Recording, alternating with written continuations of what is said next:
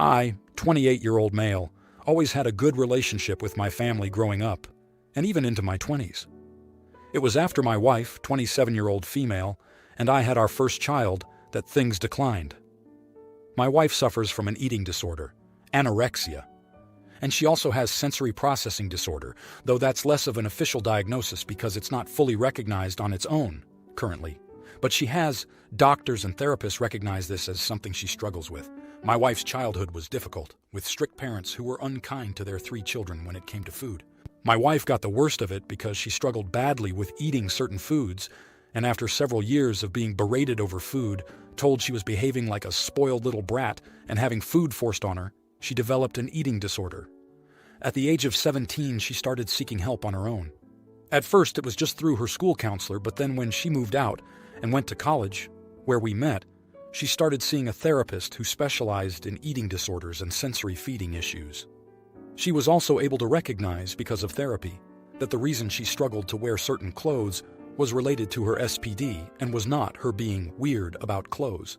My wife has educated herself a lot on food, childhood diet, and how to healthily and joyfully introduce new foods to kids.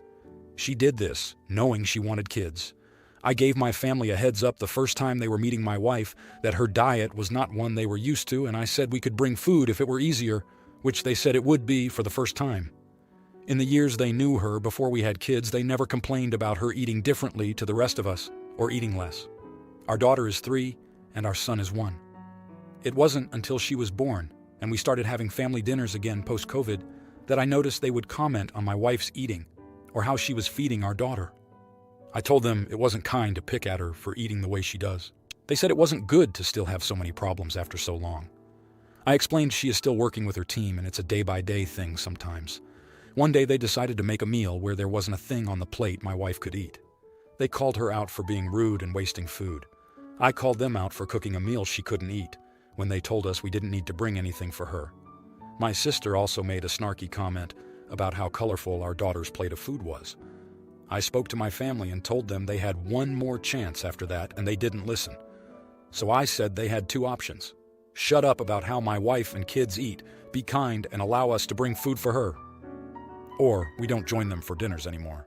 They said I was an idiot for giving them those 2 options. I said they need to pick, or I'll do it for them, and I'll go with option B. Am I the idiot? Now, here are the comments. Comment 1, not the idiot. Your family members developed A-ish tendencies during the pandemic, it seems. Where did the sudden judgment come from? Ugh. Your sister was really showing her ignorance by commenting on the colors on your daughter's plate. I perceive that to mean she had a variety of probably fruits and vegetables, which is exactly what she should be eating. I am impressed with your wife.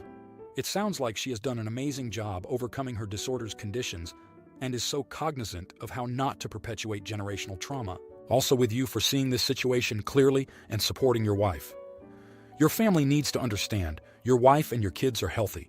There is no malice or rudeness involved in how she eats, and they are going to actively cause harm to her and the kids.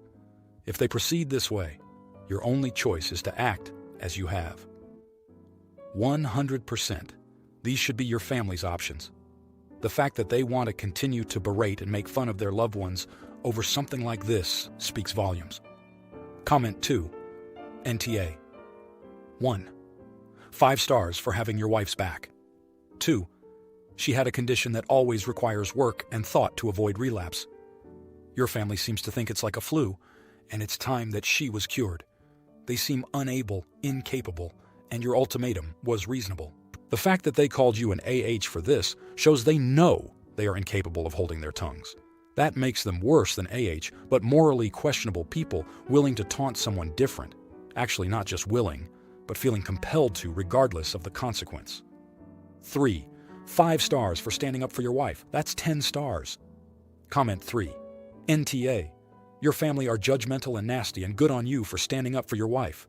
Lord knows this sub is full of spouses who either do nothing when ILs berate or judge an OP, or they take their family's side. I think you've handled this perfectly, and what you'll need to do is stand strong against all the barrage of calls and texts you're going to get. Just keep reiterating the rules, boundaries, and tell them it's not up for discussion. Now, for the next story.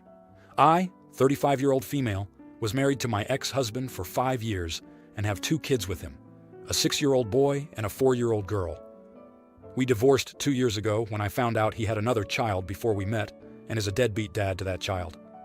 The fact that he hid it from me for the 7 years we were together just made it worse. I only found out when he was sued for child support. When we divorced, I used that information and the fact that the kids are too young to get full custody. He has visitation rights, contingent on child support. I don't really need the money.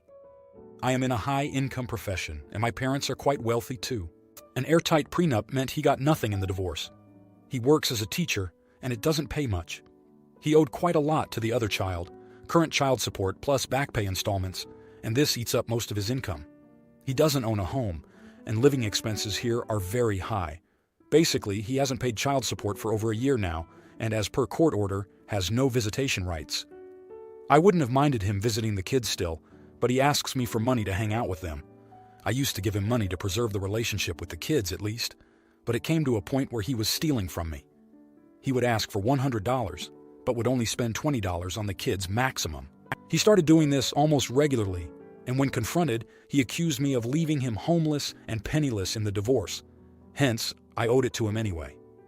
As much as I want my kids to still have their dad, I was tired of being taken advantage of. I stopped giving him money. He couldn't take the kids out anymore. The kids missed him, but I refused to budge on this. When they asked me, I called him to speak to them.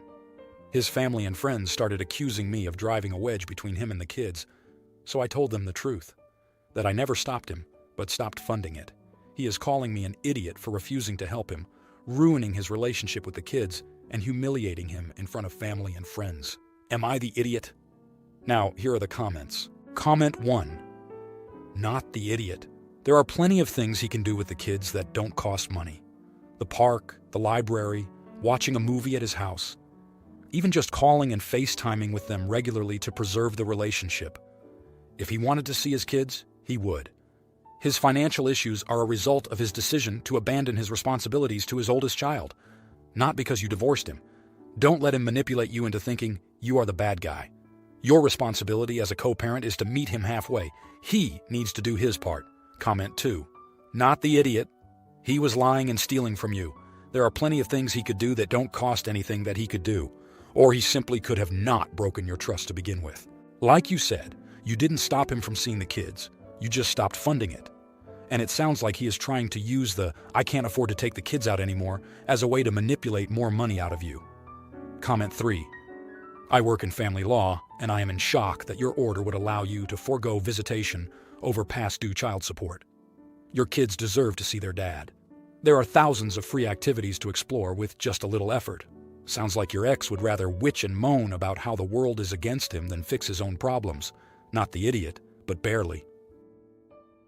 Now, for the next story. I, 18-year-old female, recently moved away from my family on my mom's side. I was tired of being controlled by them for my entire life. For context, I've lived with my parents for my whole life, but have never stood up to their rules. They've treated me like a child for my entire life. Before I moved out, at 17, I still had a bedtime, time limits on my phone, and all technology confiscated at the end of every night. Wasn't allowed anything with sugar in it unless I hid it in my room, stuff like that. A few years ago, too, I had my first relationship ever when I was 16. We did long distance for the most part and only saw each other in summer. My parents hated him for no reason. They say it's because he didn't introduce himself to them, but he only didn't because he was scared to say something wrong. For the next 2 years, my parents tried their damned hardest to make me end it with him. I loved him very much, and he made me feel so happy. It crushed me that my parents were so hell-bent on breaking us up. At one point, they took all my technology for a month so we couldn't talk at all. It made me so sad, but we got through it. Most nights I would talk to them. I'd end up calling him crying because my parents were yelling about how stupid I was and how much of a loser my boyfriend was. I tried to visit him twice, but my parents shot down all attempts. When it came to finally be my 18th birthday, I hopped on a plane and went to see my boyfriend, who I hadn't seen in months. Fast forward a few months, and I moved in with him and his family. His mom is very caring and is helping me adult and figure out the things my parents didn't care to teach me about being an adult. I love all his siblings and we spend a lot of time together. I'm really happy here. My family on my dad's side supports me. My grandma told me how she saw how controlling my parents were, but never said anything.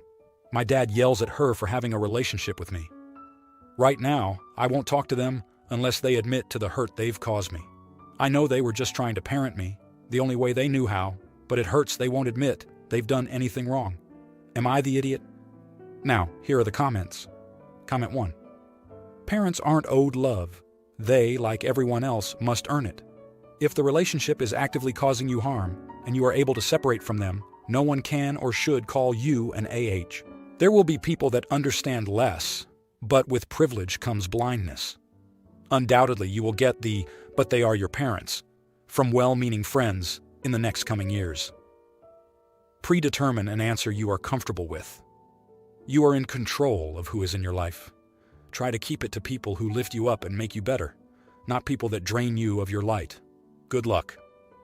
Comment 2. Right now, I won't talk to them unless they admit to the hurt they've caused me. I'd go even further. Don't ever talk to them again. They don't give a rat's ass about you. All they care about is their image. You have a very supportive family unit from your boyfriend, and his mom is helping you learn how to do things that you should have learned much earlier in life. Absolutely not the idiot, and don't look back. Best of luck, OP. Comment 3. Not the idiot. I don't think some parents will ever stop treating their kids as a child to a certain extent, but what yours did was not that. That was controlling and abusive behavior. Do what makes you happy, and if talking to your parents makes you miserable, then just don't. Parents aren't automatically owed anything just because they are parents. Now, for the next story. I, 27-year-old female, am dating 28-year-old male whose birthday was on Monday. We were supposed to go out to an extravagant birthday dinner since he had spent a lot of money on my birthday earlier in the year. He earns a lot more than I do, so I could only do so much, but still. We have been together for 2 years. Well, on the day preceding when we were supposed to go out, I noticed my cat had what appeared to be a cyst in her eye. It had appeared overnight and looked very painful and bad. I drove her 2 hours to an emergency vet open on a Sunday instead and got some eye drops, but there's a really big risk she may lose the eye. She hasn't been eating because of the pain, and I was really worried, so I canceled dinner and decided to stay home with the cat, telling my partner we can reschedule it for another night and that he's welcome to come over and look after her with me. Well, he got really upset and said he had taken the next day as a vacation day already, he was planning on getting drunk, and that the waiting list for that particular restaurant was 3 months, and they won't have his favorite seasonal special then. So I was being incredibly selfish and a mega idiot. Am I the idiot? Edit. Broke up with boyfriend. This post made me realize I care about my cat more and would cancel plans like these 100 times over if the same situation came up again. No regrets. She still isn't eating and is very weak. I'm going back to the vets today because, despite not eating, she has developed diarrhea. Now, here are the comments. Comment 1. From what you've written, it sounds like you sprung this on your partner at the last minute. Is this the case? Something like this is common courtesy to let your partner know as soon as there is the potential for something like this to get in the way. Based on how you described it, you had over 24 hours knowledge that this could potentially be a problem. I'd wager a lot of your boyfriend's annoyance isn't due to your cat, but from feeling like an afterthought. A better way of handling things would have been the following. 1.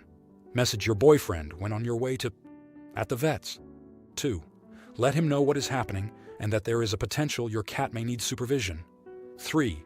Actually speak with him about your pet and A. Your hopes that your cat will be completely fine. B. That it might not be right to leave your cat. C. That you'd feel awful about missing his birthday. 4. Make the above a conversation where he'd feel included. 5. Keep him updated. 6. Plan an alternative evening around yours for that evening, but with whatever small touches that you can manage. Comment 2.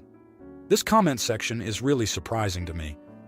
I think a lot of people on here have been quick to reduce your cat's condition and your worries to an overreaction. For me, the biggest overreaction is that of your boyfriend, who seems to think his desire for a particular meal on a particular day is a priority over your unwell pet. You couldn't have won here in his eyes. If you'd gone for dinner and been worried or preoccupied, he'd likely have felt that you ruined his night. If you'd gone home and felt that your cat's condition had worsened, you'd have resented your boyfriend for pressuring you to go for dinner. You are not an AH at all. You made the right decision as a responsible pet caretaker. I hope your cat recovers smoothly, not the idiot. Comment 3. Sorry, but you're the idiot. My dogs are my priority, but you had the vet visit and drops already. If it was that serious, the emergency vet would have held your cat.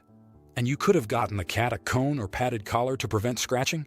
You could have at least made dinner happen and had him back to your place for drinks as a compromise. Not ideal, but you gave zero flexibility. Poop. You could have told him to take a friend and still covered it so he doesn't have a wasted birthday, reservation, and vacation day. I get where your heart was at, but this was an over-the-top response to the situation, especially considering you've been dating for 2 years. If you like this video, you'll probably like these too. Also, while you're here, please consider subscribing. It's your support that keeps this channel alive and allows me to make better and longer videos. Have a great day.